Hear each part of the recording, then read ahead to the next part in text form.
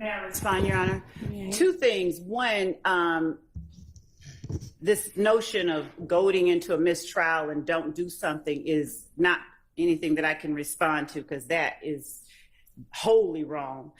The fact is, every defendant knows that the state has a good faith basis for putting forth the knowledge that Mr. Sledge had regarding what Mr. Zachary said.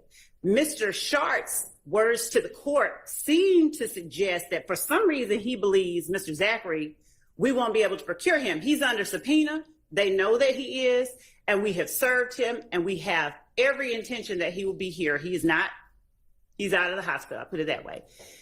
We have the statement that Mr. Zachary has given to the police.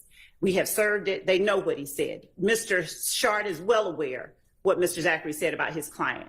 The reason that what Mr. Sledge tells his girlfriend is relevant, and the reason that there are those steps that have to be taken, is that Mr. Sledge, as I stated earlier, surmises, he realizes who it is because of the facts that Mr.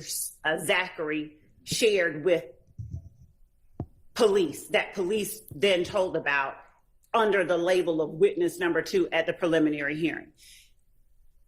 Mr. Sledge doesn't say Zachary lied. Mr. Sledge was there. Mr. Sledge has actually said he was there. Mr. Sledge is the one that gave the state, and unfortunately we may have to impeach him on that with other evidence.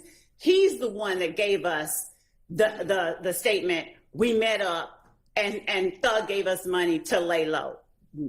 All of that aside, I have no words for the whole goading stuff, because that's not what we're doing. We would object if Mr. Shart even makes Okay, one. let's just get to what it is that he, and I don't know why the part about guns is relevant if you are telling me that he essentially says, I know that's Lil Dee because of what he said about us meeting up that only he could have said. That's the part I'd like to hear.